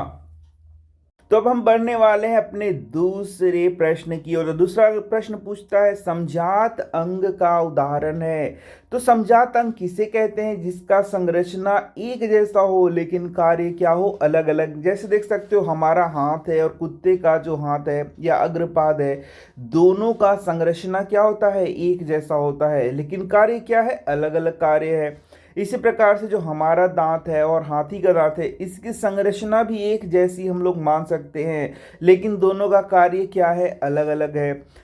और यहाँ आलू और घास के ऊपरी भूअस्तारी का उदाहरण लिया गया है। तो आलू बच्चों क्या होता है? आलू जो है वह स्टेम का यानी तना का रूपांतरण होता है, और घास का ऊपरी भूअस्तारी भी तना का ही रूपांतरण है, लेकिन दोनों अलग अलग प्रकार से कार्य है उनका। इसलिए ये सभी किसके उदाहरण हैं? समजात अंग के उदाहरण हैं। अब देखो विकासीय दृष्टिकोण से हमारी किससे अधिक समानता है? इसका मतलब बोल रहा है कि जब विकास हो रहा था तो उससे फिर नए नए जीवों की उत्पत्ति उद्भव हुआ है। तो यदि हम अपनी बात करें तो हमारा समानता आखिर ज़्यादा किससे है? एक चीन के विद्यार्थी जैसे चिंपैंजी, मकड़ी या फिर जीवाणु। तो बच्चों तुम देखोगे कि हम जो है वह मनुष्य हैं, और चीन का विद्यार्थी भी क्या है? मनुष्य है। इसलिए हम लोगों में अधिक समानता पाई जाएगी, जबकि हमारे और चिंपांजी में भी समानता है, लेकिन हमारे और मनुष्य दूसरे मनुष्य में ज़्यादा समानता है। तो यदि हम लोग समानता की बात करें तो सबसे ज़्यादा हमारी समानता चीन के विद्यार्थी से पाई जाएगी, उसके बाद चिंपैंजी से, उसके बाद हमारी समानता मकड़ी से भी पाई जाएगी, और लास्ट में हमारी समानता किससे होगी? जीवाणु से, क्योंकि हम भी जंतु हैं, जीवाणु भी जंतु है। और उसके बाद यदि हम समानता अपनी करने चाहें तो हमारी समानता पादप से भी हो सकती है, क्योंकि पादप भी सजीव हैं, हम लोग भी सजीव हैं। कोशिकीय संरचना हमारे में भी होती है, पादप में भी होती है। यानी कि जितने भी सजीव हैं किसी न किसी तरीके से एक दूसरे से क्या है? रिलेटेड हैं, संबंधित हैं। अब देखो एक अध्ययन से पता चला कि हल्के रंग की आंख वाले बच्चों के जनक माता पिता की आंखें भी हल्के रंग की होती है। इसके आधार पर क्या हम कह सकते हैं कि आंखों के हल्के रंग का लक्षण प्रभावी है अथवा अप्रभावी? तो इसके पहले भी एक प्रश्न हम लोगों ने इस पर किया था, हम लोगों ने ब्लड ग्रुप से रिलेटेड प्रश्न किया था, और वहाँ भी जस्ट ऐसा ही बात बोला गया था। लेकिन बात है कि यह जो सूचना होता है वह अपर्याप्त होता है, यानी कि सिर्फ इतना बात जान लेने से हम लोग इसके बारे में वर्णन नहीं कर सकते, क्योंकि इसके सारे एलील्स के बारे में हमें जानकारी होनी चाहिए। यदि हमें एलील्स के बारे में पता है, जैसे इसके एलील है, एल है, आई है, तो ये एलील होंगे जिसके कारण हम उसके बारे में जान पाएंगे। जैसे मान लो एल और कैपिटल एल है, तो ये क्या हो गया? ये डोमिनेंट कहलाएगा, ठीक है। और ये एल और यहाँ पर आई हो गया, सॉरी एल हो गया, छोटा एल हो गया, तो छोटा एल क्या हो गया? रिसेसिव हो गया, और बड़ा एल क्या हो गया? डोमिनेंट हो गया। इस प्रकार से ये जब तक हमें पता नहीं होगा तब तक हम लोग यहाँ पर नहीं बता सकते हैं। तो इसके आंसर को तुम यहाँ पर इस प्रकार से लिख सकते हो। अब देखो जैव विकास तथा वर्गीकरण का अध्ययन क्षेत्र किस प्रकार परस्पर संबंधित है? तो वर्गीकरण जब हम लोग करते हैं तो तुम्हें पता है कि हम लोग सिंपल से कॉम्प्लेक्स की ओर बढ़ते हैं, जैसे तुमने क्लास 9वीं में भी पढ़ा है। तो जब हम लोग मान लो जंतुओं का वर्गीकरण करते हैं तो सबसे पहला फाइलम क्या होता है? पॉरीफेरा होता है। पॉरीफेरा में तुम जानते हो कि एकदम साधारण जीव होते हैं जिनकी शारीरिक संरचना कोशिकीय स्तर की होती है, कोशिकीय स्तर की। और सबसे यदि हम लोग कॉम्प्लेक्स में जाएं, जटिल जीव में जाएं, तो मनुष्य का नाम आता है, या फिर बोलेंगे स्तनधारी का नाम आता है, जिनका शरीर सबसे ज़्यादा क्या होता है? जटिल होता है। इस प्रकार से ये क्या होता है, वर्गीकरण का आधार होता है कि हम लोग वर्गीकरण जब करते हैं तो शुरुआत में जो भी जीव रखे जाते हैं उनको कैसा रखा जाता है, सरल शारीरिक संरचना वाले जीवों को रखा जाता है और धीरे धीरे जटिलता की ओर हम लोग बढ़ते हैं। और यही चीज हम लोग जैव विकास में भी देखते हैं कि हम लोग ये समझते हैं कि शुरुआत में ऐसे जीवों का उद्भव हुआ जिनका शरीर क्या था, सिंपल बॉडी डिजाइन का था, यानी कि उनका जो शरीर था वह साधारण सा कोशिकीय स्तर का होगा, वह सरल संरचना वाला होगा, सरल संरचना वाला होगा। और धीरे धीरे उसमें जटिलता आ गई और आज जो दिखते हैं जीव, जो जटिल जीव दिखते हैं उनका शरीर काफ़ी जटिल है, कॉम्प्लेक्स है। तो इस प्रकार से यदि दोनों को मिलाया जाए तो देखोगे कि इन दोनों में काफ़ी समानता होती है। तो इस प्रकार से यहाँ पर इन दोनों में सरल से जटिल की ओर हम लोग आते हैं। इस प्रकार से ये दोनों एक दूसरे से संबंधित होते हैं। तो जीवों का वर्गीकरण उनके विकास के संबंधों का प्रतिबिंब होता है। अब जो वर्गीकरण है और विकास है, तो वर्गीकरण जो हम लोग करते हैं वह उसके विकासीय संबंध को भी थोड़ा थोड़ा जरूर दिखाता है। दो स्पीसीज के मध्य जितने अधिक अभिलक्षण समान होंगे उनका संबंध भी उतना ही निकट का होगा। अब देखो यहाँ पर जब हम लोग ऊपर से नीचे किस चीज में जब वर्गीकरण कर रहे होते हैं तो देखते हैं कि जब ऊपर से नीचे आ रहे हैं तो इन जीवों में समानता क्या होते जाती है, बढ़ते जाती है। ठीक है, वर्गीकरण में देखो कि जब नीचे की ओर आ रहे हैं तो समानता क्या होगी, बढ़ते जाएगी। और जब समानता दो जीवों में बढ़ते जाएगा तो वो ज्यादा आपस में क्या होंगे, संबंधी होंगे। जैसे कि जितने स्तनधारी में जितने जीवों को रखा गया है वो एक दूसरे से क्या है, ज्यादा संबंधित है। जबकि यदि स्तनधारी और मछली की तुलना करें तो उनके जीव एक दूसरे से कम रिलेटेड है, कम संबंधित है। इस प्रकार से देखोगे कि जैसे जैसे हम लोग वर्गीकरण में आगे की ओर बढ़ते जाते हैं तो एक समूह के जीवों में ज़्यादा समानता देखने को मिलती है। और जितना ज़्यादा उसके अभिलक्षण समान होंगे वो बोला जाए कि उनका संबंध उतना ही ज़्यादा निकट होगा, उनके पूर्वज शायद एक ही रहे होंगे। जितना अधिक समानताएं उनमें होंगी उनका उद्भव भी निकट अतीत में समान पूर्वजों से हुआ होगा। जीवों के मध्य समानताएं हमें उन जीवों के समूह में रखने और उनके अध्ययन का अवसर प्रदान करती हैं तथा उनके विकासीय संबंध को आसानी से इसमें ढूंढा जा सकता है। तो ये चीज़ तुम यहाँ पर लिख दोगे तो तुम्हारा आंसर कंप्लीट हो जाएगा। अब ये देखो VVI क्वेश्चन है तुम्हारा, समजात तथा समरूप अंगों को उदाहरण देकर समझाइए। तो बार बार बोला जा रहा है तुम्हें, समजात अंग किसे कहेंगे, जिनका उत्पत्ति और संरचना समान होता है। तो संरचना समान होता है लेकिन कार्य अलग अलग होता है, उसे समजात अंग कहेंगे। और वैसा अंग जिसकी संरचना या बनावट बहुत अलग होती है लेकिन एक समान कार्य करता है। जैसे चमगादड़ का जो पंख है वो हड्डियों के ऊपर उसका त्वचा का विस्तार होता है, ये मैंने पढ़ाया है तुम्हें कि हड्डियों के ऊपर वो त्वचा का विस्तार होता है चमगादड़ का पंख में। लेकिन जो पक्षियों का पंख है उसमें फर लगा होता है उसके हड्डियों में। तो इस प्रकार से दोनों में काफ़ी अंतर है लेकिन दोनों का कार्य क्या है, दोनों उड़ने का कार्य करते हैं। और यहाँ समजात अंग तो तुमने कितनी बार देख लिया कि मानव है, छिपकली है, पक्षी है, चमगादड़ है, इसका जो अग्रपाद है उसकी संरचना एक समान होती है। तो बच्चों ये एकदम VVI क्वेश्चन, इसमें लाइन बाय लाइन एकदम रट लो। ये क्वेश्चन जैसे ही आएगा तुम एग्जाम में अच्छे से इसको बना सकते हो।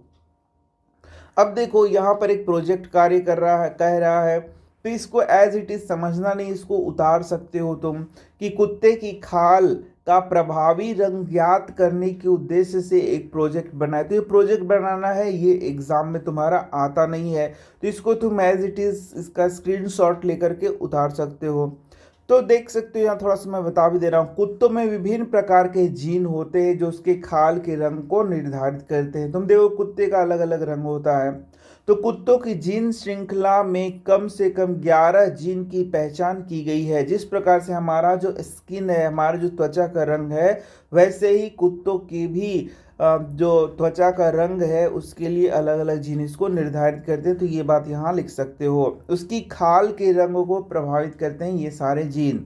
एक कुत्ते को अपने माता पिता के जीन वंशानुगत होता है, ये तो जान ही रहे। उदाहरण के लिए बी श्रृंखला में कुत्ता आनुवांशिक रूप से काला या भूरा रंग का हो सकता है, ये देख लो यहाँ।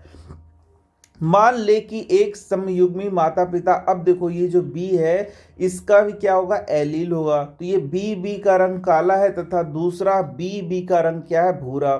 यानी कि ये जो काला रंग है, मतलब ये जो डार्क रंग है, समझ लो इसका दो एलील हो गया, बी हो गया और क्या हो गया, बी। यदि बी और बी साथ रहता है तो वह काला होगा, और बी और बी साथ रहेगा तो वह क्या हो जाएगा, भूरा रहेगा। इस प्रकार से यहाँ पर तुम देख सकते हो, यदि इन दोनों का क्रॉस कराया जाता है तो इस स्थिति में सभी संतति बी और बी होंगे। चूंकि काले रंग का जीन प्रमुख है इसलिए, यानी ये प्रभावी है, इसलिए सभी संततियों का रंग क्या होगा, काला होगा, जैसे हम लोगों ने पहले भी पढ़ा है। तो यहाँ जो बी है वह क्या है, प्रभावी लक्षण हो गया, और ये क्या हो गया, अप्रभावी। तो इस प्रकार से ये सारा क्या होगा, काला रंग का होगा। ठीक है, और जबकि ये क्या है, भूरा है, और ये क्या है, काला है। यदि इस प्रकार के विषमयुग्मी कुत्ते के बच्चे आपस में संबंध बनाते हैं, अब देखो अभी सब बच्चा क्या था, बी था, तो उसका यदि गैमीट बनाएंगे तो बी और बी हो जाएगा।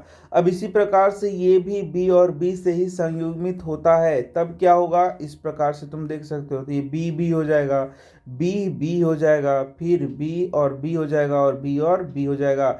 इसका मतलब इसमें भी भूरा आने का संभावना है, और साथ ही साथ इसमें काला आने का भी संभावना है। तो यही बात सब लिख देना है, कोई खास चीज इसमें है नहीं। तो अब बढ़ते हैं अपने नेक्स्ट प्रश्न की ओर। तो नेक्स्ट प्रश्न है प्रश्न नंबर 8। तो प्रश्न बोल रहा है विकासीय संबंध स्थापित करने में जीवाश्म का क्या महत्व है। तो यहाँ दो बातें हैं, एक है जीवाश्म, तो हम लोग बोलते हैं जीवों के परिरक्षित अवशेष को हम लोग क्या कहते हैं, जीवाश्म। यानी कि प्राचीन काल में जो जीव होंगे वह मर गए तो उनका शरीर परिरक्षित हो गया, प्रिजर्व हो गया किसी प्रकार से, तो आज हम उस अवशेष को देख सकते हैं, उसकी संरचना के बारे में जान सकते हैं, तो उसे ही क्या बोलते हैं, जीवाश्म। और दूसरा वर्ड है यहाँ विकासीय संबंध। विकासीय संबंध यह कहता है कि प्राचीन जमाने में कुछ जीव हैं और आज भी जीव हैं। तो इस प्रकार से आज बहुत सारे जीव मौजूद हैं और बहुत सारे प्राचीन जमाने के जीव विलुप्त हो गए हैं। तो विकासीय संबंध का अर्थ है कि कैसे एक जीव दूसरे जीव से रिलेटेड है, उनका संबंध है, उसी को क्या कहते हैं, विकासीय संबंध। अब इसको विकासीय संबंध को थोड़ा और डिटेल में इस तरीके से हम लोग देख सकते हैं। जैसे मान लो कि आज का जो पक्षी है या सरीसृप है, क्या वह पुराने जमाने में कोई जीव विलुप्त हुआ है उससे कुछ रिलेशन रखता है, तो इसको भी हम लोग क्या कहेंगे, विकासीय संबंध कहेंगे। तो इसमें जीवाश्म हमें बहुत मदद करता है। कैसे, मान लो कि जो जीवाश्म हमें डायनासोर का मिला है, तो उस जीवाश्म से यदि आज जो जीव है मौजूद पृथ्वी पर, जैसे कि कुछ पक्षी हो गए या फिर सरीसृप हो गए, उनके शरीर का जो डिजाइन है वह बहुत सारा उसका डिजाइन किससे मिलता है, डायनासोर से मिलता है। तो हम लोग यह बोल सकते हैं कि डायनासोर उनके क्या होंगे, पूर्वज रहे होंगे, और इन पक्षियों का या सरीसृप का जो शारीरिक विकास हुआ है वह किस चीज से हुआ है, डायनासोर से हुआ है। तो भाई हम ये कैसे जान पाते हैं, यदि डायनासोर का जीवाश्म हमें नहीं मिलता तो क्या ये बातें हम जान पाते, तो आंसर है नहीं जान पाते। इस प्रकार से ये जो जीवाश्म है वह विकासीय संबंध स्थापित करने में क्या करता है, मदद करता है। तो यही सारी बातें हम लोगों को लिख देना है। यहाँ पर देख सकते हो दो समूह के बीच संबंध स्थापित करने में यह जीवाश्म बहुत मदद करते हैं। जैसे कुछ डायनासोर में पंखों की उपस्थिति का अर्थ है कि पक्षियों तथा सरीसृप का बीच कोई क्या है, कोई वहां पर एक संयोजी कड़ी के रूप में वो था। तो इस प्रकार से हम कैसे जान पा रहे हैं? हम इसको जान पा रहे हैं, जी हाँ, यहाँ पर हम लोग जो फॉसिल है या फिर जो जीवाश्म है उसके द्वारा ये सारी चीजें जान पा रहे हैं। अब देखो यहाँ पर प्रश्न संख्या 9 बोल रहा है, बोलता है किन प्रमाणों के आधार पर हम कह सकते हैं कि जीवन की जो उत्पत्ति हुई है वह अजैविक पदार्थ से हुई है। तो अभी जो भी जीव हम लोग देखते हैं, हम लोग जानते हैं कि जो भी जीव उत्पन्न होता है वह पूर्व के किसी जीव से ही उत्पन्न होता है। अभी हम लोग कोई भी जीव ऐसा नहीं देखते जो कि अजैव पदार्थ से उत्पन्न होता है, यानी कि यहाँ रिप्रोडक्शन का प्रक्रिया होगा, उसके बाद ही नए जीवों का क्या होता है, जन्म होता है। लेकिन क्या यहाँ पर बहुत सारे वैज्ञानिकों का ये मत रहता है कि जीवन का जब प्रादुर्भाव हुआ होगा, शुरुआत में जो जीवन आया होगा वह अजैव पदार्थ से यानी निर्जीव पदार्थ से, अजैव पदार्थ से ही उसका क्या होगा, विकास होगा, मतलब वो बना हुआ होगा। यानी शुरुआत में अजैव पदार्थ से ही जैविक पदार्थ का निर्माण हुआ होगा, फिर जीवन संभव हुआ होगा। तो इसका किन प्रमाणों के आधार पर हम कह सकते हैं? तो इसका प्रमाण दिया था यहाँ स्टेनले एवं मिलर ने। तो स्टेनले एल मिलर तथा हेराल्ड सी यूरे, ठीक है। तो मिलर और यूरे का प्रयोग हम लोगों को देखना है। तो मिलर और यूरे के प्रयोग को तुम यहाँ पर लिख दोगे। मिलर और यूरे ने जो प्रयोग किया उसमें क्या हुआ, उसमें अजैव पदार्थ से जैविक पदार्थ का निर्माण हुआ था, जो कि इस बात का प्रमाणित करता है कि शुरुआत में जब अर्थ पर कुछ भी जैविक पदार्थ नहीं हुआ, कोई भी जीवन नहीं होगा, तो शायद उस समय जीवन की उत्पत्ति अजैविक पदार्थ से हुई होगी। तो इस पूरे को तुमको यहाँ पर क्या कर देना होगा, लिखना होगा, मिलर और यूरे का प्रयोग को, ठीक है। तो इसमें क्या था ये देखो मैं पढ़ दे रहा हूँ। तो 1953 में उन्होंने एक प्रयोग किया। उन्होंने क्या किया, कृत्रिम रूप से ऐसे वातावरण का निर्माण किया जो संभवतः प्राथमिक वातावरण, यानी कि जब पृथ्वी का निर्माण हो रहा होगा या फिर जब पृथ्वी बना होगा उस समय जैसा वहां पर वातावरण होगा उसके जैसा उन्होंने एक कृत्रिम रूप से वातावरण तैयार किया, जिसमें अमोनिया, मीथेन, हाइड्रोजन सल्फाइड के अणु थे, परंतु वहां ऑक्सीजन नहीं था, मुक्त ऑक्सीजन वहां पर नहीं था। उन्होंने पात्र में जल भी लिया था। इसे 100 डिग्री सेल्सियस के कम तापमान पर रखने पर 15% कार्बन सरल कार्बनिक यौगिक में परिवर्तित हो गए। जब उन्होंने इस प्रयोग को किया था, इसमें अमीनो अम्ल भी संश्लेषित हुए जो प्रोटीन के अणुओं का निर्माण करते हैं। तो उन्होंने अकार्बनिक पदार्थों का उपयोग किया, ये सब अकार्बनिक पदार्थ थे जिसका उपयोग किया और जिससे अमीनो अम्ल बना था जो कि प्रोटीन नामक अणुओं को बनाता था। तो इस आधार पर हम लोग कह सकते हैं कि यही हमारा एक प्रमाण हो सकता है कि अजैविक पदार्थों का जो जैविक पदार्थ है उसका निर्माण कैसे हुआ होगा, अजैविक पदार्थों से हुआ होगा। अब आ गया प्रश्न संख्या 10। तो अलैंगिक जनन की अपेक्षा लैंगिक जनन द्वारा उत्पन्न विभिन्नताएं अधिक स्थायी होती हैं, व्याख्या कीजिए। यह लैंगिक प्रजनन करने वाले जीवों के विकास को किस प्रकार प्रभावित करता है? तो सीधा सा यहाँ पर प्रश्न नहीं है, थोड़ा सा ये पेचीदा प्रश्न है जिसको 11th-12th के में ज़्यादा अच्छे तरीके से समझ पाओगे। तो यहाँ पर हम लोग समझते हैं कि जब भी लैंगिक जनन होता है तो लैंगिक जनन में गैमीट का निर्माण होता है, ठीक है, यानी कि युग्मक का निर्माण होता है। और ये जो युग्मक बन रहा है वह किससे बन रहा है, माता या पिता से बन रहा है। तो जब माता पिता के कोशिका से युग्मक का निर्माण होता है तो उसी दौरान यहाँ पर विभिन्नता आ जाती है, ठीक है। ये बात तुम्हें समझना होगा क्योंकि वहाँ पर प्रोसेस होता है एक क्रॉसिंग ओवर का और वहाँ उस कारण से विभिन्नता आती ही आती है। और जब ये युग्मक आपस में मिलते हैं, ठीक है, फिर ये माता और पिता के युग्मक आपस में मिलते हैं तो युग्मनज का निर्माण होता है। और इस कारण से जब भी सेक्सुअल रिप्रोडक्शन या लैंगिक जनन होता है तो उसमें विभिन्नताएं आती ही आती हैं। लेकिन यदि हम लोग अलैंगिक जनन में देखें तो अलैंगिक जनन में एक जीव है, उसी में किसी न किसी प्रकार से बंटवारा हो जाएगा। बहुत सारे प्रक्रियाएं हैं इसकी, तुमने पढ़ी भी होंगी, और उससे एकल जीव से फिर दो जीव या दो से अधिक जीवों का निर्माण हो जाता है।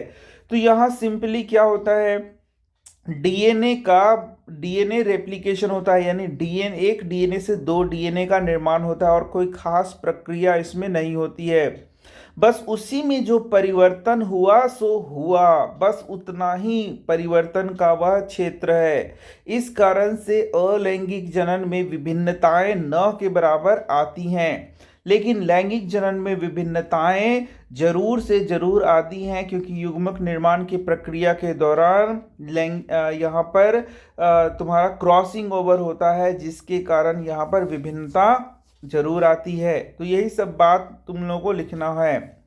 तो यहाँ पर देख सकते हो कि अलैंगिक जनन के दौरान जो विभिन्नता आती है वह सिर्फ और सिर्फ डीएनए प्रतिकृति बनने के दौरान कुछ गड़बड़ी के कारण आती है, जो कि बहुत माइन्यूट है, बहुत छोटी है, यानी कोई ज़रूरत नहीं है कि वहाँ वो विभिन्नता आए।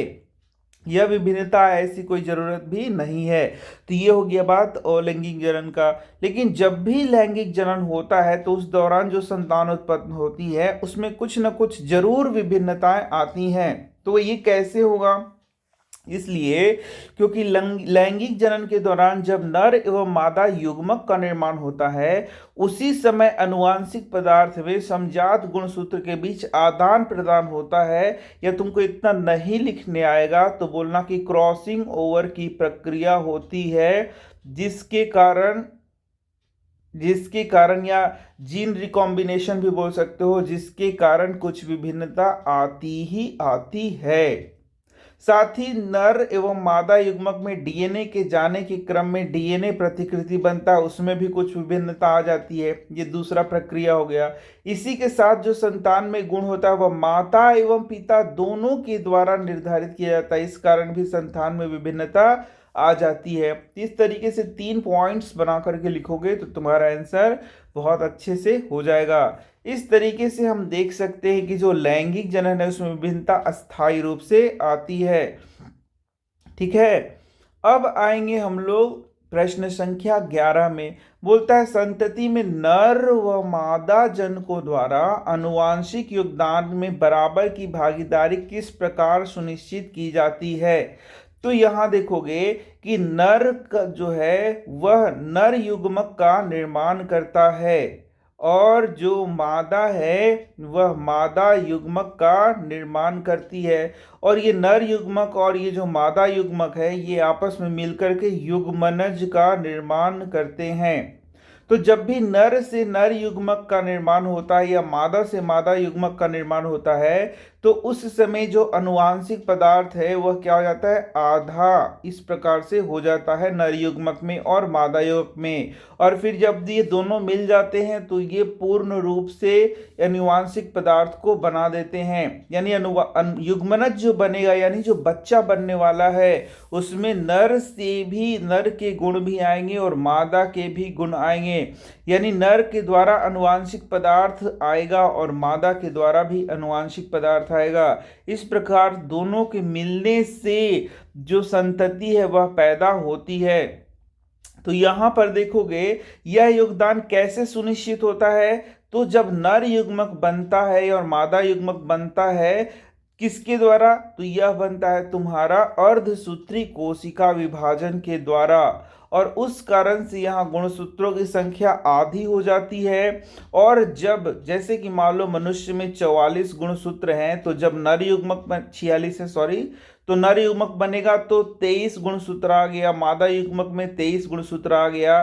तो ये जो हो रहा है यह प्रक्रिया हो रहा है अर्धसूत्री कोशिका विभाजन के द्वारा, ये सुनिश्चित किया जाता है। अब ये जो आधा आधा मटेरियल है फिर से जब युग्मनज बनेगा तो 46 बन जाएगा। इस प्रकार से ये सुनिश्चित कैसे हो रहा है, अर्धसूत्री कोशिका विभाजन के द्वारा ये सारा प्रक्रिया हो रहा है। अब जब निषेचन होगा तो उस दौरान नर युग्मक तथा मादा युग्मक आपस में फिर से मिल जाएंगे, और जब जाइगोट बनेगा यानी कि युग्मनज बनेगा तो ये सारे गुणसूत्र कंप्लीट हो जाएंगे, मतलब कि 46 यहाँ कंप्लीट हो जाएगा मनुष्य के केस में। और इस प्रकार से वह जो जीव होगा उसमें सारा जेनेटिक मटेरियल आनुवांशिक पदार्थ आ जाएगा और वह पूर्ण हो जाएगा। ये इस प्रकार से आंसर कर दोगे। अब बोल रहा है प्रश्न संख्या 12, केवल वे विभिन्नताएं जो किसी एकल जीव के लिए उपयोगी होती हैं समष्टि में अपना अस्तित्व बनाए रखती हैं। क्या आप इस कथन से सहमत हैं? क्यों एवं क्यों नहीं? तो हम इस कथन से सहमत नहीं हैं, क्योंकि बोलता है कि वे विभिन्नताएं जो किसी एकल जीव के लिए उपयोगी होती हैं वही समष्टि में अपना अस्तित्व बनाए रखती हैं। ऐसी बात बिल्कुल भी नहीं है। कुछ ऐसी भी विभिन्नताएं होती हैं जो कि कोई भी यूजफुल नहीं होती हैं, लेकिन वे विभिन्नताएं भी आगे चल कर के उस समष्टि में पूर्ण रूप से पाई जाती हैं। और वह कैसे होता है? तो वह होता है तुम्हारा अनुवांशिक विचलन के कारण। तो हम लोग देखेंगे कि दो प्रकार की विभिन्नताएं होंगी। पहला विभिन्नता ऐसा होगा जो कि बहुत अच्छा होगा और उस जीव को पर्यावरण के प्रति अनुकूलता प्रदान करेगा, जिससे वह पर्यावरण में जी सके। और जब ऐसी विभिन्नता आती है तो उसको क्या करता है? प्रकृति आगे ले जाता है प्राकृतिक चयन के द्वारा, और वे अच्छी होती है, इसलिए फिर समष्टि में सिर्फ वही विभिन्नता पाई जाती है। जैसे कि तुमने देखा था कि जो हरा बीटल आ रहा था वह एक अच्छा गुण था, और हरा बीटल जो उत्पन्न हुआ था उसे जो पक्षी थे, कौवे थे, वो नहीं देख पा रहे थे। इस कारण से जो लाल बीटल था वह धीरे धीरे उसमें समाप्त होता चला गया, और वहां सिर्फ और सिर्फ हरा ही बीटल उस समष्टि में बच गया था, सिर्फ हरा वाला बच गया था। तो यह जो गुण था वो बहुत ही उपयोगी था और इसको प्राकृतिक चयन के द्वारा आगे ले जाया गया था और पूरे समष्टि में वही था। लेकिन यहाँ जो प्रश्न बोल रहा है, इस प्रश्न में बोल रहा है कि वैसी विभिन्नताएं जो कि यूजफुल नहीं है, जैसे कि यहाँ देख सकते हो, मान लो कि वहां पर एक नीला बीटल पैदा हुआ था, तो नीला जो रंग उत्पन्न हुआ था वह कोई यूजफुल नहीं था क्योंकि उसको कौवा देख पा रहा था। लेकिन कुछ दिनों बाद देखा गया कि समष्टि में सिर्फ नीला ही नीला दिख रहा है।